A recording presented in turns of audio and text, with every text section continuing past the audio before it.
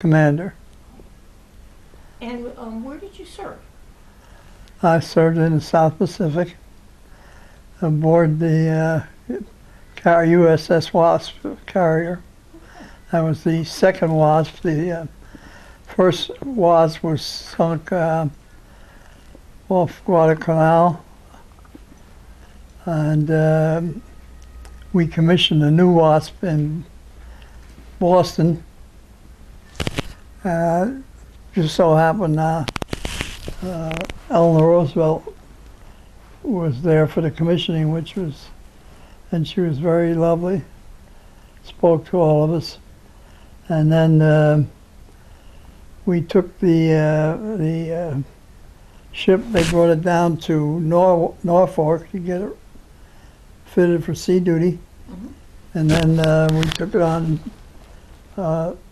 what they call a shakedown cruise to Trinidad, in which all the air group goes aboard and practices all their different maneuvers that they're going to perform when they're in the South Pacific. Mm-hmm. We were assigned to cover landings when we got to the South Pacific on all the islands. And we were that first Navy squadron to be assigned as ground air support for the Marines. As the Marines usually have their own pilots and who give them ground air support, but they can't do that without an airfield. Until we took a part of the island and they could build themselves an airfield, they didn't have any place to put their pilots. So as soon as we got enough land, they came in, built a little airfield and put their planes in, and we'd go on to the next island. And we did that on Tinian, Saipan, Guam, and different islands. Also, we did the landing coverage at Iwo Jima. We weren't planning on putting an airfield there. Just there to cover the Marines, which the Marines had a tough time there. What year did you arrive in the South Pacific with your unit, with your ship? Whew, I believe we got there 42 and 43, maybe part of 44.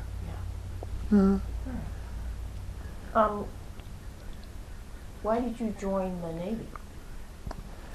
Well, I didn't want to get drafted and get in the Army, and it just so happened in the town that I lived in there was a retired Rear Admiral who I worked for part-time as a kid when I was going to school. And so not wanting to get drafted, I went to see him, and he arranged it so I could get right into the Navy. Oh, so you did chores for him or things Yeah, like that? I did chores for him. Yeah. And he got me right into the Navy. Oh, that worked out. Yeah, which was good. Yeah. So you enlisted, and you were living at home at the time in New Yes. Jersey? Do you remember what your very first days in the service were like? Well, of course, the very first day, I was able to get assigned to flight training, and my first days were at the University of North Carolina. So we went to what they call pre-flight school, and there were intensive study periods. Of course, the first days was getting your Navy clothing, your allocation of clothes, and then we bunked 4 in a room in the dorm at the university, and we were there for 4 months. just 4 months, studying night and day, and also doing a lot of physical training. We had a Marine drill sergeant who used to take us on 10-mile hikes and get us in a lot of physical exercises, getting real good physical shape. He was a tough guy. Matter of fact, he was assigned to that duty because he had been out at Guadalcanal and been severely wounded, and was in this recovery stage, and they gave him that duty till he could get back in physical shape. Very tough guy, but everybody who went in had to be in good shape. Yeah. Okay. What did it feel like being in the service? Was this your first time away from home, or? Yes, the first time away from home. I didn't mind that at all. It didn't bother me too much. Being away from home, and of course I met a lot of nice guys who were in the service like me, who we all got to be very close and friendly. Yeah. So you probably enjoyed that part. Yes, I did. We did that very good. Yeah. We ate in the mess at the university, and they had a French chef there, and boy, all the meals he put out were unbelievable. We couldn't wait to get to the meals, but every meal was a wow, super meal, you know. Nothing but the best. Oh yeah, we had the best, I'll tell you. Yeah, and it's all you could eat, and the best of everything. Yeah. It was really, we enjoyed it very much. That's great. So where did you get on board your ship? Well, when I finished that training at the university, I was sent to Minneapolis for flight training. And when I got to Minneapolis on November the 1st, I was only supposed to be there 2 months, but I was there 4 months. Reason being is the day I arrived it started snowing. That was November the 1st. And I never saw the ground again. It was all snow. And bitter cold. We had it was one of their coldest winters. They had a few days that it got down to like 40 below. Of course, we were dressed in marine woolen clothing, and the pure wool, that's warm. And we put layers of that on and kept on going.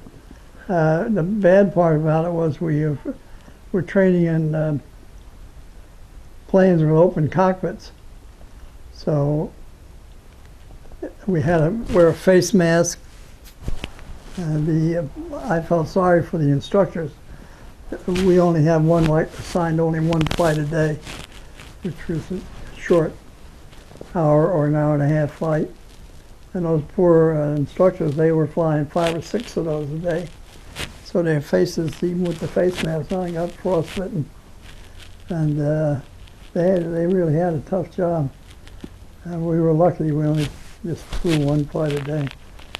But they were anxious to get you trained. Yeah. It was an amazing thing. We found out later, across the field, at the airfield we were on, we saw these B-25s really revving up and making these short runs and pulling the airplane into the air. And we found out later those were the B-25s that were on the carriers that made that raid on Japan. They were over there practicing at that time. So that was another unusual thing. But the people there were very, very nice in Minneapolis. They used to, every weekend, they would call up and ask if any of us would want to go out for dinner or have dinner, and they would invite us out to their homes for dinner. And I got invited out one time with a very wealthy family. They had a beautiful home overlooking the Mississippi River, which in that particular place was a high spot, and this fellow loved to hunt, so he had a huge freezer full of pheasants. He used to hunt pheasants, so of course we had pheasant for dinner, and it was very neat. The other funny part was at that point where the bridge went over the Mississippi was elevated a couple hundred feet in the air between the sides of the river, and my instructor every once in a while would bring us down there when the train was going over the bridge, and he'd pull up and fly alongside the train, and we'd wave to the people on the train, and of course they'd wave back. We were that close, and then of course this was one of those high-speed trains that ran between Chicago and Minneapolis. I can't remember the name of the two beautiful, great big diesels that could go 100 miles an hour, I guess. Anyway, we could pull up if we dove down and pulled up alongside the train. Our planes were, those little biplanes were so slow, the train would start pulling away from us. We always got a kick out of that.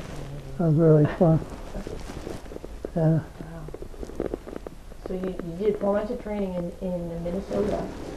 Yeah, I finished up there 4 months instead of 2 months because of the bad weather and not being able to fly. And from there we went to advanced training in Corpus Christi, Texas. And, what am I doing? I did have it in my hand, so I guess I was okay.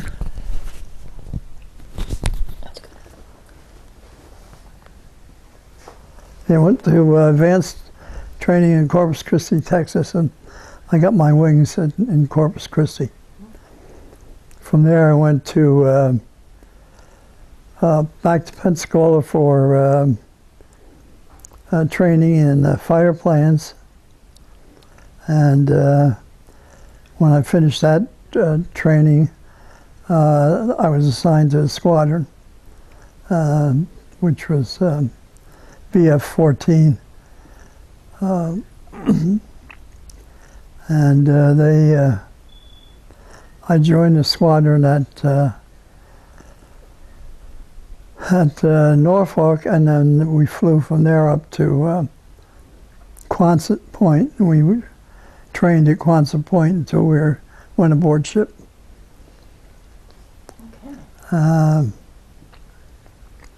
So you got on the Wasp at Quonset? Yeah, actually, when they Wasp was commissioned, they sent it down to Quonset Point. Chesapeake Bay was deep enough so the carriers could get right into the field. So we got on the ship right there. And then we went on a shakedown to Trinidad. The shakedown is the whole air group is put aboard the carrier, and then we do training exercises. Carrier is a large, actually a small city. It's like 5,000 men aboard the ship when you have the air group aboard. So it's a little city in itself. Went to Trinidad, came back, and they refitted the ship to go through the canal. On the carrier, they had an elevator on off the flight deck, off the side of the ship, that had to be raised and put in a certain position so it could go. The ship could go through the canal. The ships were made. All our ships were built with a certain dimension so that they could fit through the canal. So they didn't have to go all around South America. So we went through the canal and went into San Diego. Ship was then reconfigured to its original.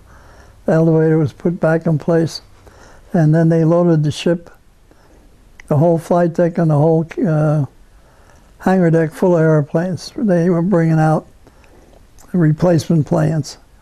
So we brought out a whole bunch of replacement planes. We dumped those off in Hawaii, and we did some, spent a couple of weeks in Hawaii doing training exercises. And then... Did you see Pearl Harbor while you were there? Did you see Pearl Harbor? Yes, we went into Pearl Harbor. Wasn't very much to see or do. It was so crowded. There was all kind of Marines in there, Army. It was overcrowded with military people. So it was interesting. But we did a couple exercises there, and then aboard ship and out to the islands. So it's a very stable ship. Did anybody have seasickness or anything like that? Actually, when we got aboard ship in Norfolk to go on the shakedown, you go past Cape Hatteras. And Cape Hatteras is known to have rough waters. And half the crew on the ship were like new, never been to sea. So half the crew is up on the side of the ship throwing up. It got pretty rough out there. I was very fortunate. I never got seasick or airsick. Oh, it is lucky. Yeah. That's lucky.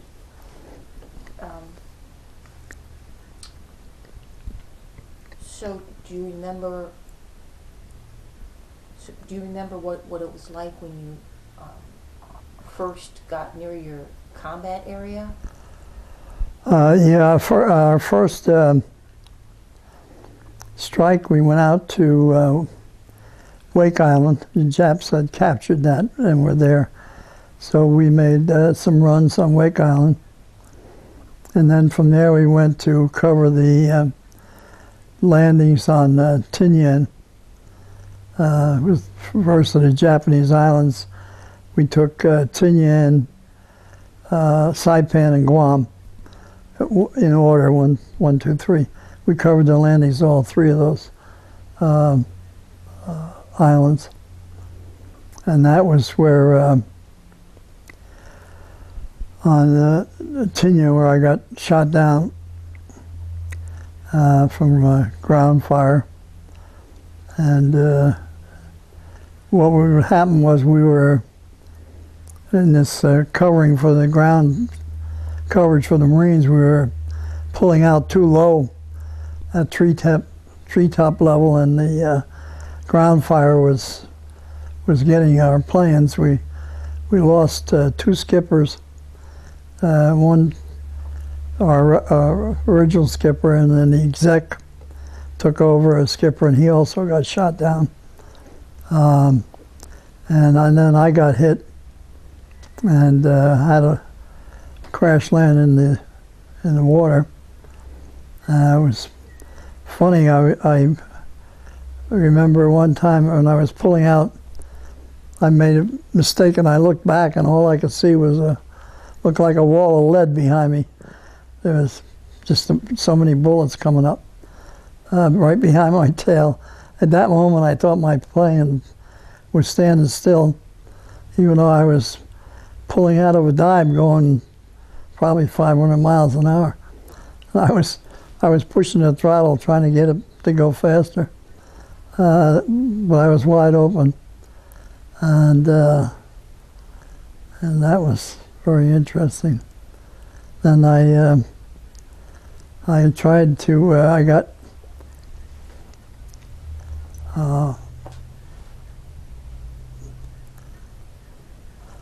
hit with anti-aircraft fire, and I couldn't. My controls were so damaged, I couldn't get aboard the carrier, so I had to ditch it in the water next to a carrier, which happened to be the Sullivans, named after the 5 Sullivan brothers that died on the original Wasp that went down off Guadalcanal in the battle there. Well, when you ditched your plane, do you have like an ejector seat that throws you away from the plane? No, yeah. I went down with the plane pretty deep and swam up to the So you surface. just had to put it into the ocean? Yeah. Swam up to the top, and of course I had a life vest on, inflated that, and the skipper of the carrier, the destroyer, was in a hurry, so he didn't put a boat over the side, which they usually do, a small boat. He just drove that big carrier right up. I thought he was going to run me over, so I was swimming the other way, which all the sailors on the deck were laughing. Anyway, they dropped a rope net over the side for me to climb up, but I guess I was a little weak at that point and couldn't get up there, so a bunch of sailors jumped in the water and helped me up the ladder. Wow. And then we took off we had sunk some Japanese ships the day before, about 50 miles north of there, and some of our pilots had spotted survivors in the water, so we went up there and we picked up a bunch of it was about 150 Japanese survivors, and they put them all up on the forward deck, and then they after they scouted around, couldn't find anybody else, they took them back to the Admiral's flagship, which was at the landing site, and we dropped the Japs off, I guess, for interrogation. And then the next day, they put me on the boatswain's chair, and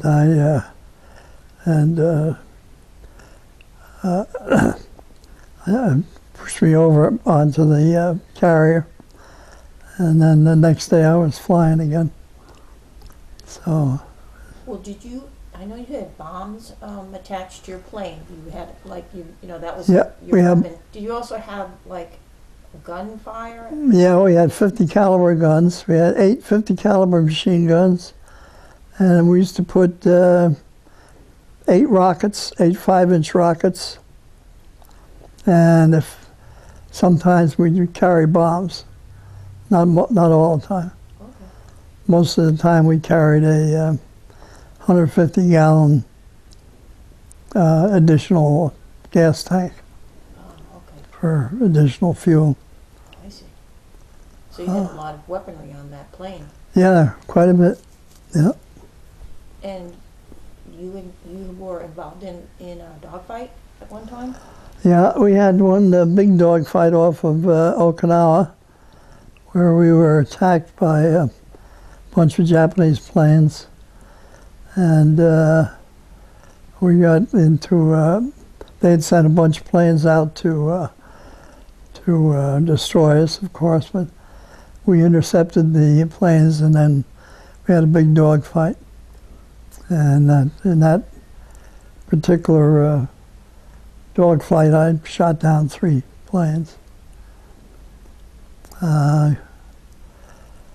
They did some damage, though. We had cruiser and destroyer escorts, so they did torpedo one of our cruisers. One what they did then was they left, but they sent out a seagoing tugboat, and they left us there to guard the cruise until the tugboat got there, and then the tugboat hooked up, pulled them back, and then we went back to Ulithi, which was a group of lagoon with a group of islands around it, which was deep water where the fleet was being anchored. And we got a big kick out of that because we came in right after they towed the cruiser in, and all our other ships were, a couple other carriers were in there, were anchored. And when we went by, they were all standing up on the deck cheering us and cheering the fact that we got the cruiser back. Yeah, I thought that was really great. Yeah. That's great. So you did about 50 strikes? I'd say, yeah.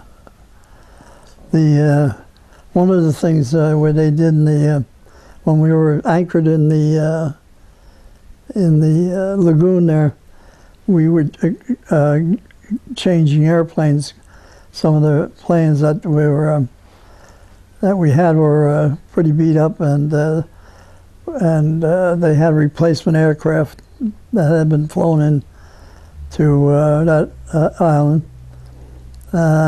So they did a dead cat shot without plane sitting at on the catapult with the ship not moving at anchor. So what they did is they lightened it up. They took all the guns out off it and all the ammunition and all the put only enough gallons of gas in there to get ashore, and then they shot me off the catapult. And then we brought the new one when the ship went back out again. We flew the new planes aboard. Yeah, that was. So how much room did you have when the carrier was underway? Usually, how much room did you have? Oh, you only have like 500 feet take off. Yeah. Or land. And landing too. Yeah. Yeah. Yeah, very short space. Yeah. So among all the cadets, when you went in, did everybody succeed in their flight training to become? No, a lot of pilots didn't make the carrier training. The carrier training required a lot of slow flying, which you're not supposed to do when you're flying an airplane close to the ground. Low and slow is no good. But to land aboard a carrier, you have to fly low and slow. So to do that, you have to practice. And they would paint a carrier deck on a landing field, and they would have us practice landing on that. And a lot of the pilots just couldn't get used to that low and slow, because they were trained never to do that. So, it takes a different mindset to realize you got to do it. So, but not be afraid to. Right. Probably some of the newer recruits had an easier time to learn that. Yeah, I would think so. Yeah. Were there many casualties in your unit? Yeah, unfortunately, our first skipper was shot down, and the executive officer then took over as skipper. He was shot down, unfortunately, and then and we lost several other pilots. But the first two skippers were shot down. And that actually because of that, we didn't stay out there as long as they usually kept the unit out, because there were so many casualties that they brought the squadron back earlier. You were in the Battle of the Philippine Sea? Yeah, we did chase the Japanese fleet. That was an interesting event. Also, we went after the Jap fleet, and the admiral sent us all out, and we kept flying and flying, and the fleet was further away than anticipated. So we were out there a very long time, too long. So when we started back, it was dark, and it was one of those really black Pacific nights where it was cloudy, no stars. So you were basically on instruments flying back. A lot of the pilots ran out of gas, mostly the dive bombers, and had to land in the ocean at nighttime. So the admiral did something very unusual. He lit up all the floodlights on the ships so that we could find them, and then we were lucky to get aboard. So then the next day he sailed back over the same area that we had covered the night before, and picked up a lot of those pilots. That they found a lot of those pilots that were down, which was good. But it was funny because we had sunk the Jap carriers. One of their pilots, of course, not having any place to land, flew back with us, unbeknownst to us, until it came to land, and he was trying to land on our ship. He didn't get aboard, but he landed in the water next to him, and one of the destroyers picked him up, I guess. That was interesting. But that was a very long flight. I think I was in the air about a little over 6 hours. Oh wow! Yeah. So that was unusually long. Yeah, for a fighter plane. Yeah. We were usually never up there more than 2 or 3 hours. Oh right. Okay. Yeah. That was a very long time. Sort of get in and get out with your with your mission. Yeah. Okay. So those were a couple of really memorable experiences that you had, ditching the plane and being in that battle. And I'm sure there were others. Other, memorable times, being shot at, Oh yeah, a lot of excitement. A lot of shooting, yeah. And you earned some distinguished flying medals? Yeah, I had 3 distinguished flying crosses and some air medals.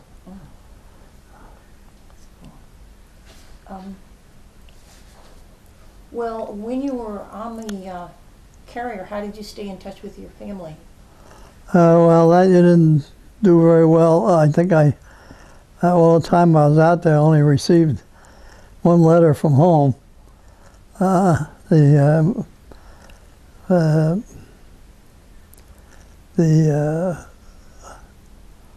supply ships that usually got the mail, we were always running so fast. We kept outrunning our supplies, and so the mail didn't catch up to us only at one time that I can remember. Yeah. How did you keep the ship supplied? I mean, you were very far away from... Yeah, that was another thing. We actually ran out of food one time because the supply ships couldn't keep pace with us. And we used Japanese food we had confiscated on the islands that we took. They had flour and we had mostly kidney beans and rice, and the flour had weevils in them, but they baked it up and made nice bread, and the flight surgeon always, when we were complaining, he laughed. He said, "Hey, quit complaining. You're getting the meat too. You're getting meat and bread. What are you complaining about?" Yeah. I bet most of those sailors ate that food. But they probably, you're hungry enough, you'll eat the food. Oh yeah, it tastes real good. Yeah. Yeah. The food on the ship was usually pretty good. Yeah, the food is usually excellent. Yeah, they were very good food. Yeah, nice part about being a carrier pilot. You go out and do your strikes, and then you come back and you got clean sheets and showers. And it's like they treated you well. Like coming home, Yeah. So not too bad. How did they produce water on the ship? Oh, they had big evaporators that produced fresh water. Okay. But the ship ran on fresh water, steam engines. So once in a while, if they were steaming at full speed, they couldn't give us fresh water in the shower, so we had to shower in salt water, which was not very pleasant because you feel very sticky after you take a saltwater shower. But that didn't happen too often, so it wasn't too bad. So how did you entertain yourself out on that ship? Oh, entertain yourself? Mostly we played cards. Yeah. Yeah. In the ready room, when you were in the ready room, you were usually sat in your flight gear all dressed, ready to go, at a moment's notice. And so you were usually sat with the fellow next to you. You'd sit there and play cards most of the time. So you had to be ready, even if there was no attack planned. You had to be ready just in case. Yeah, well, they always had a standby group available in case they encountered any enemy. Did you have any entertainment, like professional entertainment, or no? Movies? They had some old movies, but they didn't show them too often because the hangar deck usually was loaded with airplanes, and you didn't really have a good space to show them in. What did you do when you were on leave? When I was on leave? Yeah. Or did you have leave? Yeah, I only had leave a couple times, but I usually went home for it's only a week or so. Oh. I usually go home and spend time with my family and then go back, yeah. So you traveled into the Pacific, and then after your tour of duty, you went back to California? Yeah, we came back. I was reassigned to another squadron, and it just so happened that while I was in that squadron, the war ended, and they assigned us to another carrier, the Hornet, and we went on a cruise to China. So I got to go to Shanghai and Hong Kong. At that time, Tsingtao, one of the Chinese cities we stopped at. And it was a very interesting trip. Yeah, it was really, and we stopped at Guam, which I had been there, of course, for the marine landings. Now we were there in the meantime, while after they took the island, they put the Seabees in shore.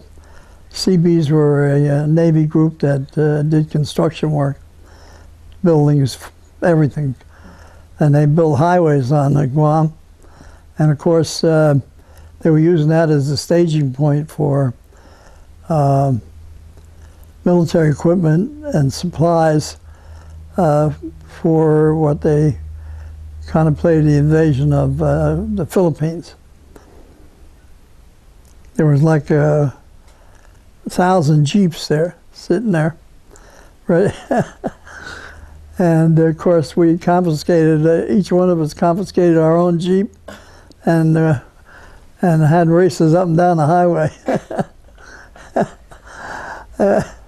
And the funny part about that is one of the pilots crashed his jeep and broke his arm, so he was incapacitated for a while. But that was some of the fun part of it. Yeah, that was an interesting trip. Yeah, I think I asked you if you pulled any pranks on each other, but while you were on the carrier, it was pretty much serious business, I think you said. Oh yeah, we didn't. Nobody did much fooling around on the ship. Yeah. Yeah. What did you think about your fellow sailors and your officers? Were they good people? Oh yeah, everybody was really. All the guys were fantastic. Yeah, my squadron. I don't think you'll ever find a nicer bunch of guys. All some of the older fellows were married and had children, but most of the guys were unmarried and nice guys. How old were you when you went into the service? I was, I think 19. I'm pretty sure. I think 19. Wow. Okay. Do you recall the day that your service ended? Yeah, and I was in 1963 at Floyd Bennett Field in Brooklyn, New York. Yeah. And so, what did you do after you left the service? I got into the reserve program and got back on active duty and became a reserve training officer. And our job was to, in those days they had reserve squadrons that came out once a month for a weekend training, and our job was to oversee their training and progress and keep keep them up to date on all the new stuff. So we would continue to have trained pilots. Yeah. Yeah. So. That's cool. And so you probably kept up with some of your friends in the years after the war? Yeah, I met quite a few of them again. Yeah. And what did you, after the part of your career where you were a pilot training officer, what did you do after that? After the war, I got a job as a civil service, in civil service, and I worked as a civilian, can't think of the title, but my job was to hire people that worked for the Navy, for civil service. Okay. Yeah. Are there any other incidents that come to mind? Any other interesting or interesting stories that we haven't talked about yet? Well, the interesting part was, and of course, when I was in the reserve program, I got married, and we went. I was in New York at that time at Floyd Bennett Field, and from there we went to California, and I had 5 children, and 2 were born in California, and then 1 was born in Morocco, in North Africa, and then I had 1 born in Quonset Point, Rhode Island, and one in New York. Okay. So you get to be an international family. Absolutely. But it's the kids all enjoyed the Navy life. They didn't mind moving around. And you took good care of your plane. You were telling me about your plane, and you had an insignia on it. Yeah, it was when you're in the squadron, they assign you an aircraft, so you would be responsible for it. And each airplane had a enlisted crew that took care of that particular airplane, so that you and the pilot could get well acquainted, and I had them paint a shamrock on my cowling, which was really kind of funny because later on I met my wife, and she was born in Ireland, so here I was thinking Irish before I met my wife.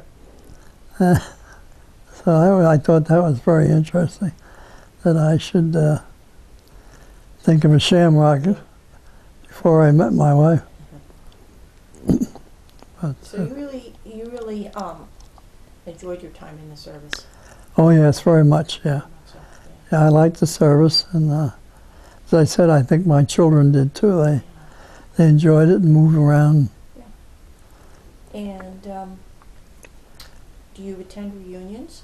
What's that, dear? Do you go to any reunions? Oh, we went to quite a few reunions, yeah, till my wife got too ill to travel, and we missed several towards the end. And so your service, it really had a big positive influence on your life. Oh, yes. Years in the service. Oh, yeah. Yeah. Okay. All right. Well, thank you so much. Is there anything else you'd like to add right now? Well, I can't think of anything offhand. Okay. That's But, good. Well, thank you so much. It's really interesting. Thank you. I think we covered that night flight, didn't we? About We the did. yeah. So that was the date that was covered on Yeah, we this covered that flight. one. There's one on. Okay. Yeah. Well, I'll And, make sure and include those in the archive, Okay. because that was the Philippine Sea, Yeah. the night flight. Okay. Well, I'll make sure and include that as well. And I am quite sure that